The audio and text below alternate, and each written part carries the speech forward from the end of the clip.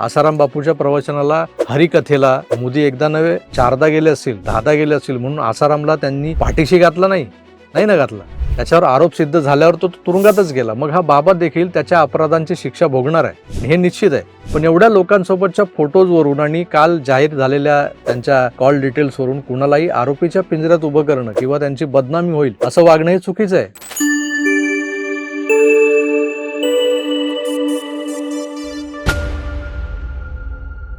सध्या महाराष्ट्रात काय चाललंय, तर यावर नीट विचार केला तर तुमच्या लक्षात येईल की महाराष्ट्रात सूडाचं राजकारण सुरू आहे सध्या. आता कोण कोणावर सूड उगवतंय यावर नक्की चर्चा होऊ शकते. आणि हे सूडचक्र का सुरू झालं, कशामुळे सुरू झालं. मित्र, 2025 मध्ये मी आपल्या चॅनलवरून एक प्रसिद्ध ज्योतिषशास्त्री आहेत ज्योती जोशी यांचा एक पॉडकास्ट केला होता.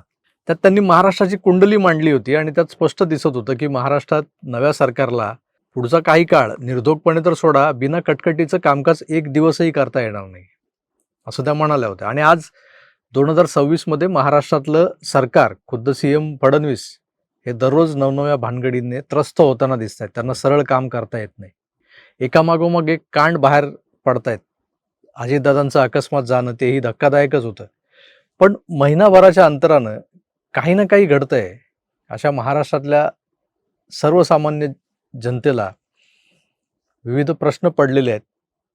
राजकारणी जर का हे स्वतःचे जुने पुराणे हिशोब चुकते करण्यासाठी असं सगळं करत असतील तर त्यांना जाब कोण विचारणार. आता तुम्ही म्हणाल, अशोक खरात नावाचा टेबल टेनिसच्या टीमचा कॅप्टन हा वर्षानुवर्ष एक आध्यात्मिक संत, बाबा, बुवा, महाराज वगैरे बनवून लोकांना फसवत होता. आता त्याचे दिवस भरले आणि झाला भंडाफोड. आता तो तुरुंगात गेलाय. पण झाले काय, तर त्याच्याकडे भक्तिभावानं जाणाऱ्या अनेकांची अवस्था दयनीय झालेली. माझे एक मित्र आहेत, रेल्वेत जॉब करतात. त्यांच्या सिन्नरमधले बॉस म्हणजे वरिष्ठ अधिकारी आपल्या कनिष्ठांना सांगायचे की खरात बाबा लय सॉलिड. माझी बायको त्यांना भेटायला गेली होती तर बाहेर प्रचंड गर्दी असताना 1-2 VIP रांगेत ताटकळत असताना माझ्या बायकोला मात्र बाबांनी आधी आत घेतलं आणि जवळपास पाऊण तास वेळ दिला. काय दिला? पाऊण तास वेळ दिला. तर ही गोष्ट जी आहे ती 16 मार्च 2026 पूर्वी अभिमानानं सांगता येण्यासारखी होती. आणि ते सांगणारा, अभिमानानं सांगणारा तो रेल्वेतला अधिकारी आज हे टेबल टेनिसचे सगळे त्या व्हिडिओ क्लिप्स बघितल्यानंतर आपल्या कनिष्ठ कर्मचाऱ्यांच्या नजरेला नजर भिडवू शकत नाही. बाबाचं कांड बाहेर पडलं त्यानंतर तब्बल 10 दिवस हा बॉस यांचा कामावरच आला नव्हता म्हणे. नाशकातले आमचे मित्र हे मस्करीत सांगत होते मला काल परवा. तरी या बाबाला भेटलेल्या राजकारण्यांची मात्र कुचंबना झालेली आहे. म्हणजे जसे सर्वसामान्य असे कुंठित झालेत ना, तशीच राजकारण्यांची अवस्था आहे. खरं तर आपल्यापैकी किती जणांना अध्यात्म म्हणजे नेमकं काय, ते कशाशी खातात हे देखील माहीत नाहीये. पण आपण अशा बुवा बाबांच्या पाया पडतोच पडतो. तर राज्यातले असंख्य नेते, मंत्री, संत्री हे त्या खरात बाबाला भेटलेत किंवा बाबा त्यांना भेटलाय. त्यांचे तसे फोटोज आहेत. या फोटोवर एक युक्तिवाद असाही केला जातोय की सार्वजनिक जीवनात असे अनेक लोक आम्हाला भेटतात, सोबत फोटो काढतात, आम्हाला काय माहीत हा बोंधू आहे, हा गुंड आहे, हा बलात्कारी आहे. हे असं बोलणाऱ्या सगळ्या साहेबांना आमचा साष्टांग नमस्कार आहे. साहेब, तुम्ही धन्य आहात. कारण काय, तर या बाबाचा एक फोटो देशाच्या गृहमंत्र्यांसोबत आहे, राज्याच्या CM सोबत आहे, DCM सोबत आहे, मंत्र्यांसोबत आहे, अनेक मंत्र्यांसोबत आहे. या फोटोंचं उगमस्थान किंवा फोटोमागचं कारण आपल्याला माहीत नाही. आपण त्यावर आक्षेप घेऊ शकत नाही. पण काल एक नवा ट्विस्ट या प्रकरणात आलाय, तो म्हणजे खरात बाबांसोबतचे VIP लोकांचे फोन कॉल्स. या ट्विस्टवर बोलण्याआधी मी तुम्हाला एक फोटो दाखवतोय स्क्रीनवर. जो फोटो माझ्यासारख्या असंख्य मोदी समर्थकांना अनेकांनी 1000 वेळा दाखवलेला आहे. अगदी खोदून खोदून दाखवलाय. कोण आहे फोटोत? आसाराम बापू, जो बलात्काराच्या आरोपानंतर तिहारमध्ये बंद होता. या बापूंचं महात्म्य आणि नंतर उघडकीस आलेला बलात्कारी चेहरा या दरम्यानच्या कालखंडात अनेकांनी त्यांना देवाचा अवतार संबोधून, कृष्णाचा अवतार संबोधून त्यांच्यासमोर लोटांगणही घातलेली आहेत. पण फोटो दाखवला जातो तो मोदींचा. कारण जो दिखता है वो बिकता है और दिखने वाला भी ऐसा स्ट्राँग होना चाहिए, तोही बिकता है. मित्रो, खरेदी विक्रीच्या चर्चेला हात घालण्याआधी तुम्हाला एक महत्त्वाचा संदेश द्यायचा आहे. मित्रो, कोट्यावधी रुपये आणि संपत्तीचा विषय आला की तेच चेहरे नजरेसमोर येतात. पण सामान्य माणसाला प्रश्न पडतो की आम्हालाही श्रीमंत व्हायचं असेल तर 9 ते 5 नोकरी करून हे साध्य होणार आहे का? तर नाही. तुम्ही अजूनही असं समजता का की नोकरी करूनच लोक कोट्याधीश बनतात? तर ही एक मोठी चूक आहे. खरं सत्य हे आहे की श्रीमंत लोक नोकरीत नाही, गुंतवणुकीतून पैसा कमावतात. स्टॉक एक्सचेंजमध्ये पैसा लावून जे लोक लाखांचे कोटी करतात. पण सामान्य माणसाची अडचण काय? कुठे गुंतवणूक करायची? कुठला स्टॉक कधी घ्यायचा, कधी विकायचा? याच प्रश्नाचं उत्तर म्हणजे मार्केट वुल्फ नावाचं एक ॲप. हे एक सेबी रजिस्टर्ड ट्रेडिंग ॲप आहे, जे आज भारतात झपाट्यानं वाढतंय.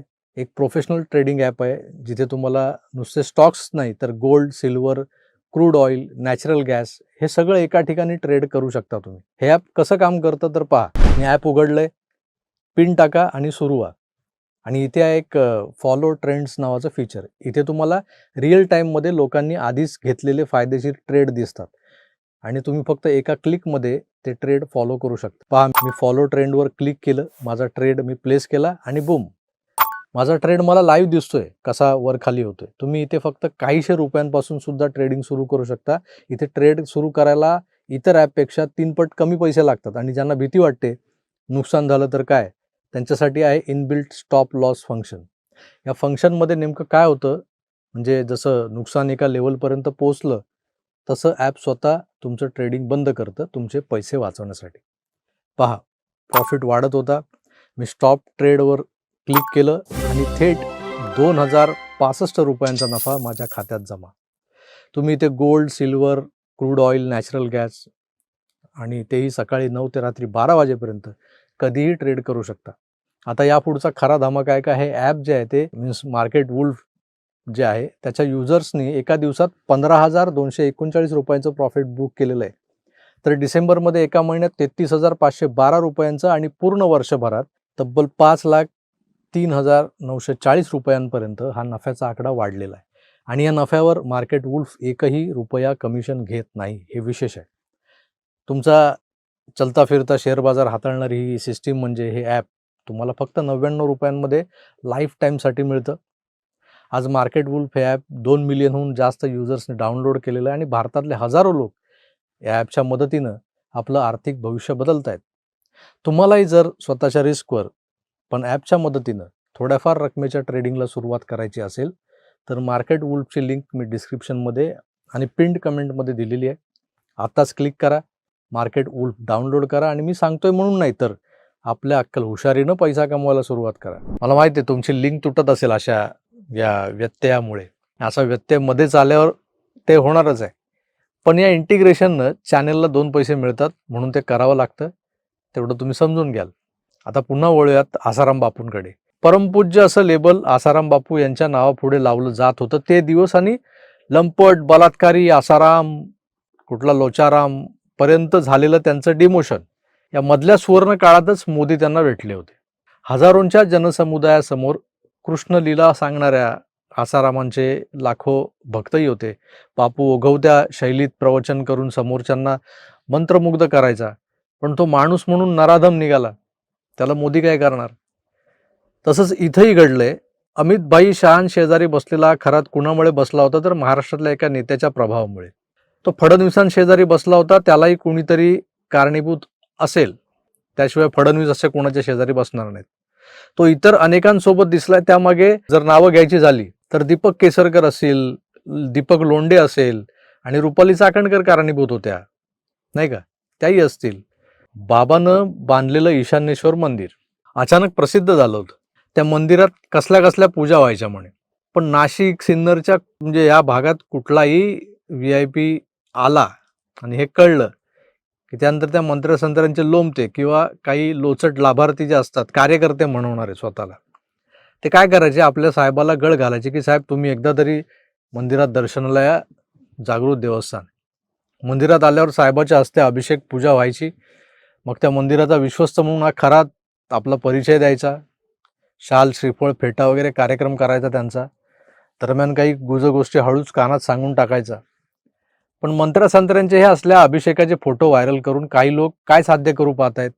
हा बाबा टेबलवर बसून महिलांवर अनुग्रह करतो, त्यांची उदक शांती करतो, हे काय त्या मंदिराबाहेर बॅनरवर तर लिहून ठेवलेलं नव्हतं ना. मग हे लोक, हे मंत्री संत्री एका जनरल ॲस्पेक्टनं त्या देवळात गेले, केली पूजा, आलेत त्यांचे फोटो. याचा अर्थ या सगळ्यांचा या बाबा खराच्या टेबल टेनिस अकॅडमीला सपोर्ट होता असा तर होत नाही ना. आसाराम बापूच्या प्रवचनाला, हरिकथेला मोदी एकदा नव्हे 4दा गेले असतील, 10दा गेले असतील म्हणून आसारामला त्यांनी पाठीशी घातला नाही, नाही ना घातला. त्याच्यावर आरोप सिद्ध झाल्यावर तो तुरुंगातच गेला. मग हा बाबा देखील त्याच्या अपराधांची शिक्षा भोगणार आहे आणि हे निश्चित आहे. पण एवढ्या लोकांसोबतच्या फोटोजवरून आणि काल जाहीर झालेल्या त्यांच्या कॉल डिटेल्सवरून कुणालाही आरोपीच्या पिंजऱ्यात उभं करणं किंवा त्यांची बदनामी होईल असं वागणं हे चुकीचं आहे.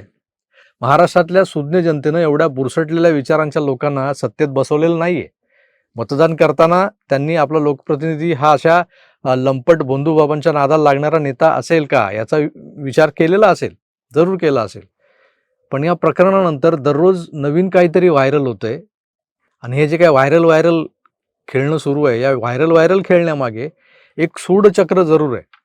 सूडाचं राजकारण ज्याला म्हणतो ना आपण, त्यानुसार कोणीतरी कुणावर तरी सूड उगवतंय हे नक्की आहे. त्यावरही आपण बोलणार आहोत, पण पुढच्या एपिसोडमध्ये. तुर्तास इथेच थांबतो. पुन्हा भेटूच, तर आपली काळजी घ्या आणि पाहत राहा आपलं आवडतं यूट्यूब चॅनल आकार डीजी नाईक. धन्यवाद. नमस्कार.